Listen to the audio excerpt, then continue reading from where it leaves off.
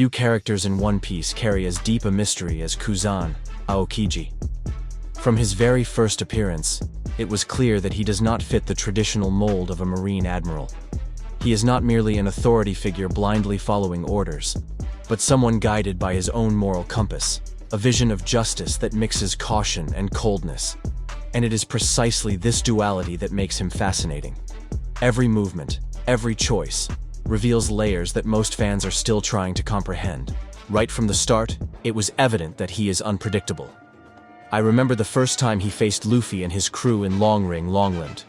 The tension was palpable, as Aokiji had been sent with a clear mission: capture Nico Robin, the young archaeologist who inherited the ability to read poneglyphs and, at just 7 years old, already had a bounty of 70 million berries. She represented a direct threat to the world government's plans, and the Marines could not afford failure. Luffy and his crew were completely unprepared at that moment. Without Haki, they had no chance against a Logia of ice as skilled as Aokiji. Yet, he spared the crew. He could have easily ended them, but he didn't. This was no accident. It was calculated. Aokiji recognized that Luffy had defeated Crocodile in Alabasta, preventing the destruction of an entire kingdom. In a way, he felt there was a debt to be repaid to the boy, a silent respect that outweighed any order. Additionally, there was the bond with Garp, the legendary Marine hero and Luffy's grandfather, to whom Kuzan owed much and who shaped his own understanding of morality in the world. Throughout the saga, this duality becomes even more evident. At the Marineford War, Aokiji appears on the battlefield as an enemy, a temporary ally of Blackbeard, yet subtly protects Luffy and others who shouldn't die. He acts as a silent guardian, strategically positioned to prevent Akainu from inflicting fatal damage on Dragon's son. Aokiji does not seek to kill Luffy, but to teach him, to protect the future without breaking his own philosophy of justice. He delays his attacks, simulates deadly intentions, yet never aims at vital points. It's a theater of power and control, a psychological game few can decipher. And this contrast is exactly what fascinates us. He is not a complete villain, nor the absolute hero that Sakazuki represents. He acts according to his own moral compass, even if that means defying the Marines and their orders. He is driven by choices, not hierarchy. This fine line between loyalty, justice, and compassion defines each of his actions and creates constant suspense about what his true face will be at any decisive moment. When Aokiji decides to leave the Marines, his transformation becomes even deeper. He reappears in Punk Hazard, not as an admiral, but as someone free to act outside the rules imposed by the world government. Aokiji begins to see the truth about pirates, the celestial dragons, and the decisions that shape the One Piece world. He makes it clear that he now acts by his own convictions, ready to choose his own path of justice, even if it means being on the side of one of the most feared pirates of the new era, Blackbeard. And here arises one of the most intriguing questions. Did Kuzan truly ally with Blackbeard out of conviction? Or is it all part of a secret plan, an infiltration to understand and control the objectives of the most dangerous Yonko? This ambiguity keeps everyone guessing, and that is precisely what Oda brilliantly achieves, never making it clear who is truly friend or foe. The most painful confrontation for Aokiji occurs when he faces Garp, his former master at Hatonosu. In this battle, we see the full emotional complexity of the character. He does not hesitate to use his ice powers, but there is a silent sadness in his eyes. He pierces Garp's body, yes, but there is no hatred. There is respect and pain. Every movement reveals a man torn, a former admiral who carries old loyalties but also embraces new choices. It is the dilemma that defines his essence. Never entirely hero, never entirely villain. Throughout the story, Aokiji demonstrates this complexity in numerous situations.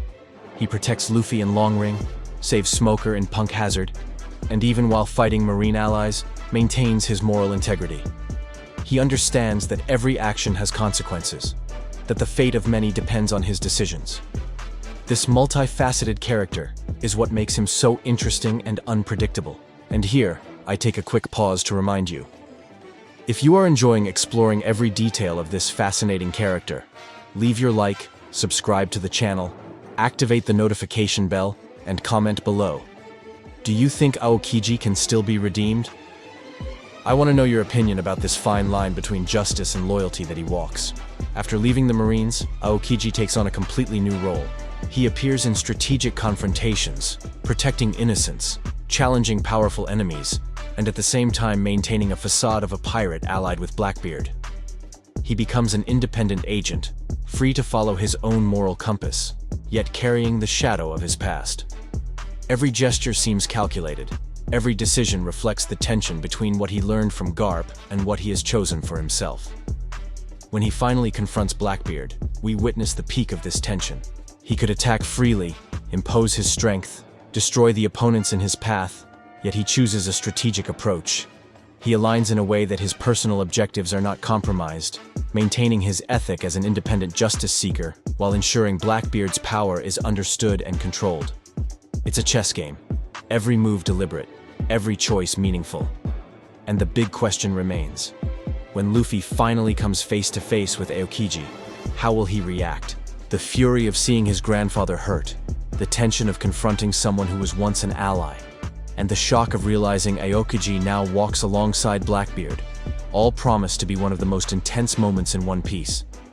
Will Luffy see him as a definitive enemy, or understand that Aokiji acts to protect the future, even from afar, as a silent spy embedded within the most dangerous pirate crew of the new era? It is in this contrast, this moral dilemma, that Kuzan's essence lies.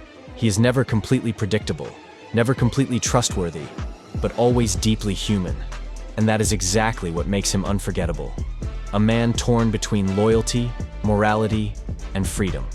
Every step, every decision, every battle carries the mark of someone who understands the world is not black or white, but a multitude of gray shades. And that sometimes, to protect those he loves, he must walk the fine line between hero and villain.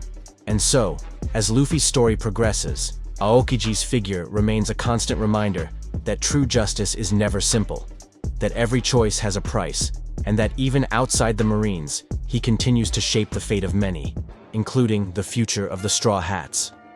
Ultimately, Aokiji's journey shows us that answers are rarely clear. But the courage to act according to one's own morals, even in the face of doubt and danger, is what truly defines a true warrior in the world of One Piece. A man who, even in the darkest moments, chooses his own light, and who will continue to fascinate us with every chapter, every revelation, every confrontation yet to come.